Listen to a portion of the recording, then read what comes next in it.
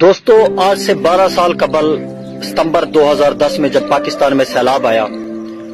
تو اقوام متحدہ کی سفیر اور بہت بڑی اداکارہ انجلینا جولی نے پاکستان کا دورہ کیا تاکہ پاکستانیوں کی مدد کا تعین کیا جا سکے۔ واپسی پہ انجلینا جولی نے ایک رپورٹ تیار کی جس سے پوری دنیا میں پاکستان کی جگہ سائی ہوئی۔ رپورٹ میں لکھا گیا کہ جب وہ پاکستان میں سیلاب زدہ علاقوں کا دورہ کرنے کے لیے گئی تو وہاں کے بااثر افراد وہاں کے لوگوں کو دھکے دے کر ان سے ملنے نہیں دے رہے تھے اور ایک تذلیل کا رویہ اختیار کیا جا رہا تھا۔ اور اس سے بھی زیادہ دکھ اس وقت ہوا جب وزیر اعظم نے کہا کہ میری فیملی آپ سے ملنا چاہتی ہے اور مجھے مجبور کیا گیا، اور میرے انکار کے باوجود ملتان سے ایک طیارہ اسپیشل اسلام آباد آیا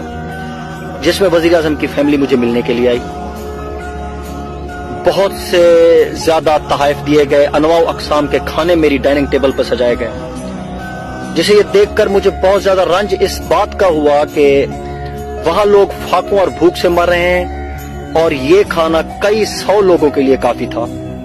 جو پانی کی ایک بوتل اور آٹے کا ایک تھیلا لینے کے لیے ایک دوسرے کو دھکے دے کر ہماری ٹیم سے لینے کے خواہش مند تھے، جبکہ دوسری طرف حکمرانوں کی ٹھاٹھ، عیاشیاں، شان و شوکت اور پروٹوکول دیکھ کر واپسی پہ انجلینا جولی نے اقوام متحدہ کو مشورہ دیا کہ پاکستان کو امداد دینے سے پہلے ان کو مجبور کیا جائے کہ اپنی عیاشیاں، پروٹوکول اور ٹھٹ باٹ کو ختم کریں۔ رجیم چینج کے دوران